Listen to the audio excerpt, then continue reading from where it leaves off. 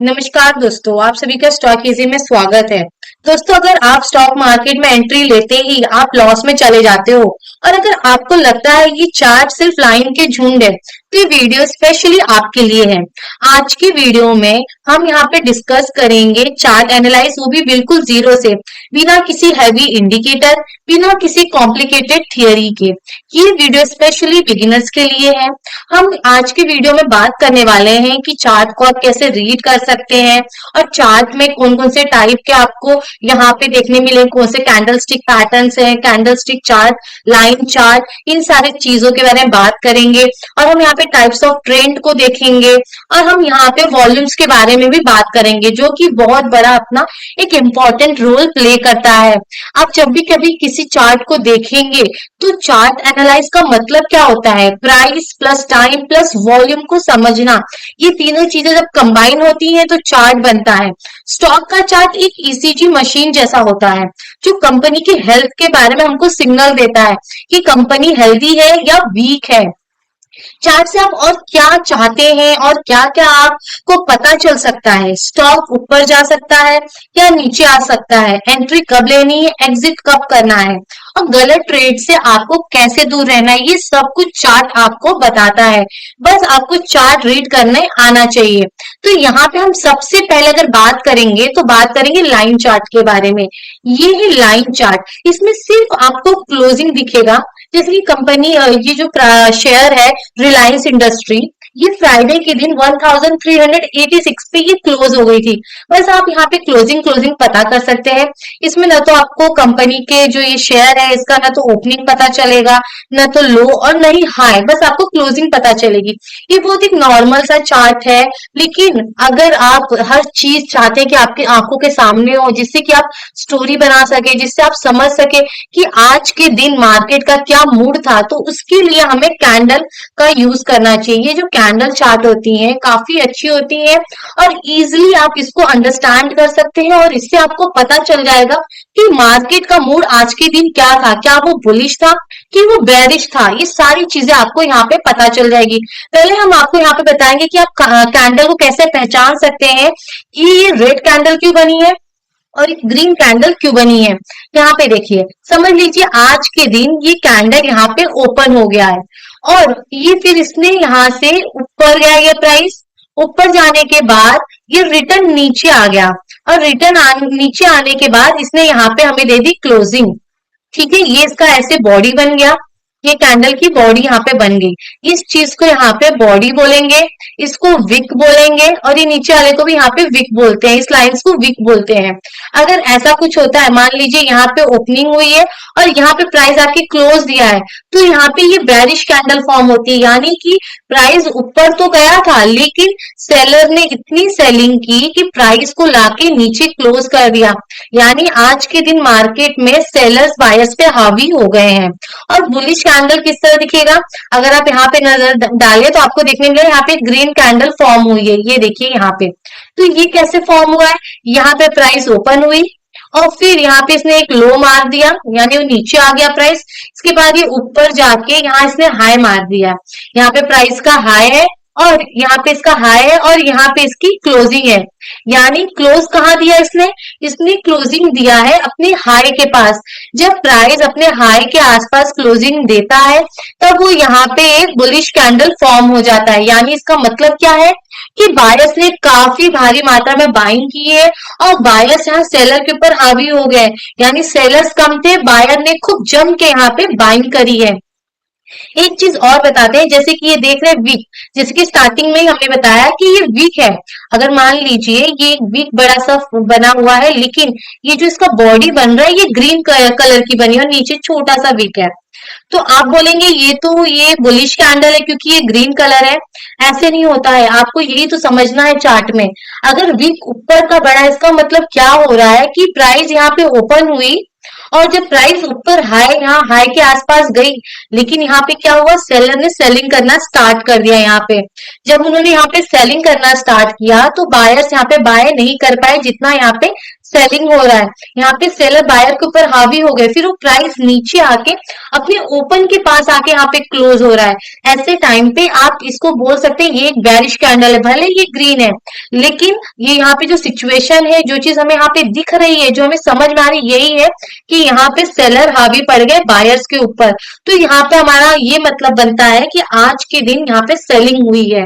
ये चीजें आपको चार्ट में जब आप देखेंगे समझेंगे तो आपको समझ में आएगा कि चीजें आपको समझ आएगी कि आज के दिन यहाँ पे क्या हुए। आज के दिन यहाँ पे सेलर्स भरी हुए हैं बायर्स के ऊपर। जैसे कि आप यहाँ पे कैंडल देख सकते हैं कि इसका नीचे का विक बहुत बड़ा है।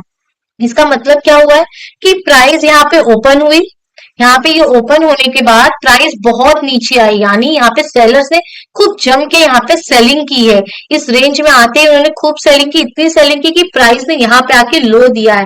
लेकिन जैसे ही प्राइस अपने लो के पास आई, यहाँ आते ही यहाँ पे बायर्स एक्टिव हो गए और बायर्स ने इतनी बाइंग की कि प्राइस को वो ऊपर ले गए। उन्होंने भले ही यहाँ पे ओपन जहां पे और उसके ऊपर क्लोजिंग नहीं दी हो, लेकिन इतना जो आप रेंज देख रहे हैं इतना बायर्स ने कवर कर लिया, उन्होंने यहाँ पे बायर्स एक्टिव हो गए थे।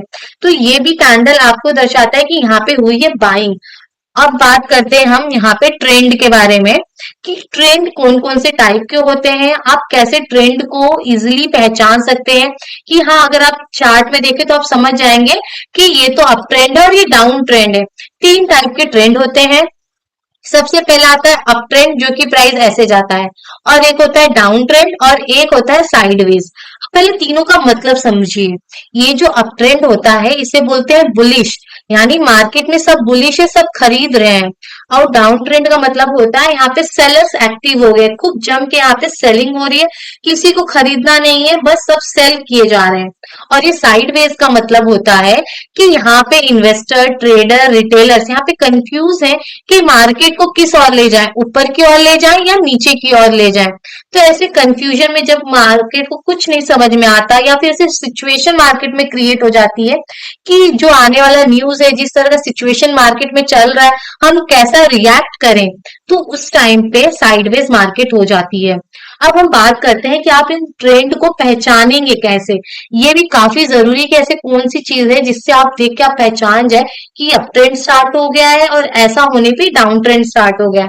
तो अप ट्रेंड में आपको क्या देखने मिलेगा कि कंटिन्यू चार्ट में आपको देखने मिलेगा कि यहाँ जो प्राइस है वो हायर हाई बना रही है, यानी एक हाई बनाने के बाद उसने एक और नया हाई बनाया और फिर नीचे आई, फिर रिटर्न ऊपर जा रही है, यानी वो हायर हाई बनाती जा रही है। यहाँ उसने हाई एक बनाया, फिर यहाँ हाई बना रही, फिर यहाँ हाई बना रही है। और एक चीज ध्यान देना है कि यहाँ पे प्राइस क्या कर रही है, अपने पुराने लो को एक बार भी ब्रेक नहीं कर रही, यहाँ पे वो हायर लो फॉर्म कर रही है। ये जो चीजें ये आपको बताती है कि यहाँ से ट्रेंड बुलिश हो गया है, यहाँ पे बायर एक्टिव हो गए हैं। और आपको कैसे पता चलेगा कि डाउन ट्रेंड स्टार्ट हो गया है, जब price continue lower high form करेगी, यानी प्राइस यहाँ हाई की, फिर रिटर्न नीचे आई, जब ऊपर जाने की बारी आई उसने अपने हाई को ब्रेक नहीं किया, वो अपने हाई के पास आके तुरंत नीचे की ओर आ गई, और नीचे की ओर आते ही उसने अपने पुराने लो को ब्रेक कर दिया और फिर रिटर्न वो ऊपर गई। ऊपर जाते ही उसने अपने फिर से पुराने वाले हाई को ब्रेक नहीं किया और रिटर्न आके अपने लो को तुरंत, बार बार जब कोई प्राइस अपने लो को ब्रेक करती जाए तो इसका मतलब ये कि यहाँ पे डाउन ट्रेंड स्टार्ट हो गया है। और साइडवेज आपको कैसे पता चलेगा? साइडवेज आपको इस तरह दिखेगा कि प्राइस न तो ऊपर जा रही है न तो नीचे जा रही है, वो ऐसी बीच में ऐसे ऐसे मूव कर रही है। मतलब इस समय ट्रेड लेने का ये समय बिल्कुल नहीं है, ना ही आप बाय कर सकते हैं ना ही सेल। जब तक मार्केट डिसाइड ना कर ले कि उसे किस साइड जाना है, ऊपर या नीचे, तब तक आपको ट्रेड नहीं लेना चाहिए, उस चीज को वहां पे इग्नोर करना चाहिए। अब चलिए हम इसको यहाँ पे देखते हैं, जैसे कि आपके सामने ही है एकदम, कि यहाँ पे देखिए कैसे साइडवेज बना हुआ है ट्रेंड। ये देखिए, ये साइडवेज बना हुआ है, देखो कैसे मार्केट इसी बीच में घूम रही है, ना ये ऊपर जा रही है ना नीचे जा रही है। फिर यहाँ पे उसने अपना ट्रेंड डिसाइड किया कि इसको ऊपर की ओर जाना है। तो ऐसे ही आप देख के डिसाइड कर सकते हैं कि मार्केट में कौन सा ट्रेंड चल रहा है और आपको किस साइड से ट्रेड करना है। अब हम बात करेंगे ब्रेकआउट्स के बारे में कि ब्रेकआउट कब सक्सेस होता है और कब फेल हो जाता है। मोस्ट ऑफ द टाइम क्या होता है, जैसे अगर एक शेयर हम लेते हैं आईसीआई बैंक, अगर आप आईसीआई बैंक में देखें यहाँ पर, तो आपको काफी सारी चीजें देखने मिलेगी कि प्राइस पहले यहाँ पे रुक सी गई थी, यहाँ पे प्राइस रुकी, फिर यहाँ पे अगर आप देखेंगे एक फ्लैग आपको बनता हुआ दिखेगा, बुलिश फ्लैग, ठीक है। और यहाँ पे उसने दिया ब्रेकआउट, और ब्रेकआउट भी कैसे दिया, विथ वॉल्यूम ब्रेकआउट दिया है। उसके जितने पिछले वो इधर अगर आप देखेंगे कैंडल, उसकी वॉल्यूम इस कैंडल के कंपेयर में छोटी है, लेकिन कैंडल कैसे, आपको किस कैंडल से ब्रेकआउट मिल रहा है, वो भी चीजें आपके लिए काफी ज्यादा इंपॉर्टेंट होती है। जैसे कि ब्रेकआउट इस कैंडल से मिल रहा है, लेकिन इसका विक देखिए कितना बड़ा है। इसका क्या मतलब हो रहा है कि बुलिश कैंडल, बहुत लोग बोलेंगे कि ये तो बुलिश कैंडल है, लेकिन अगर आप इसके विक को देखें, नीचे की ओर विक नहीं है, विक ऊपर की ओर है। मतलब यहाँ पे सेलर ने सेलिंग करना स्टार्ट कर दिया था, वो प्राइस आते ही इस रेंज में आते ही उन्होंने सेलिंग स्टार्ट कर दी। अगर आप यहाँ पे लाइन खींचेंगे तो आपको साफ साफ दिखेगा कि कैसे यहाँ पे ये साइडवेज हुआ है।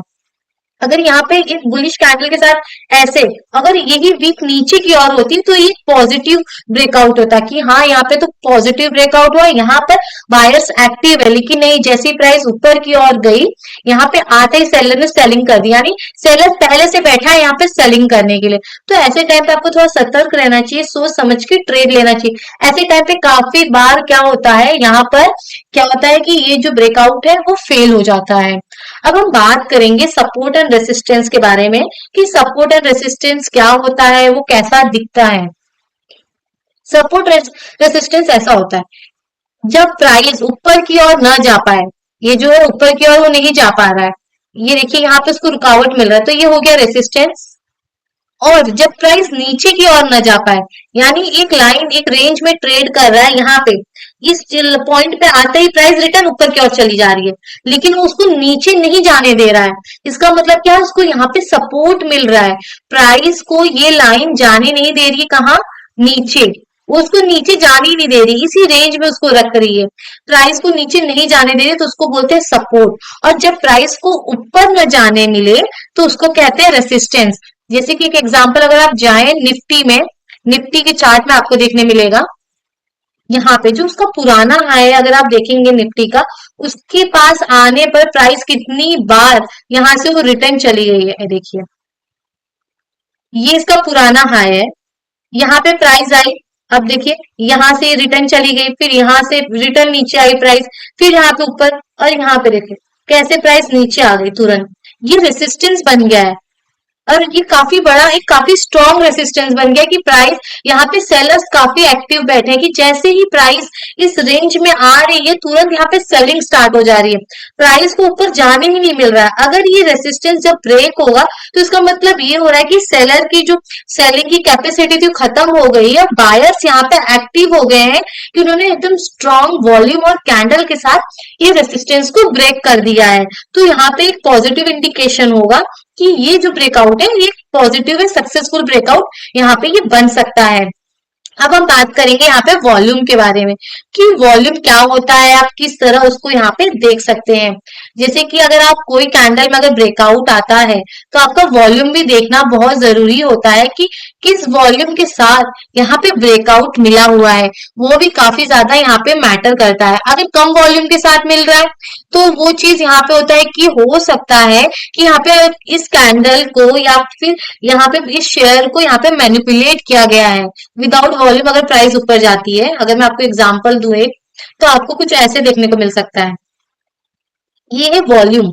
अब यहाँ पे अगर कोई कैंडल फॉर्म हो रही है, जैसे ये कैंडल के साथ आपको ब्रेकआउट मिल रहा है या फिर कोई बड़ी कैंडल बनी है, काफी बड़ी कैंडल बन गई है, ऐसे बन गई है, और उसका वॉल्यूम एकदम छोटा सा रह गया है, उसके जो पिछले कैंडल्स थे उनके वॉल्यूम कंपेयर में काफी छोटा है, तो इसका मतलब है ये ब्रेकआउट सक्सेसफुल होना, इसका काफी कम परसेंट चांसेस होते हैं कि ये आपको ब्रेकआउट सक्सेसफुल होते हुए मिलेगा।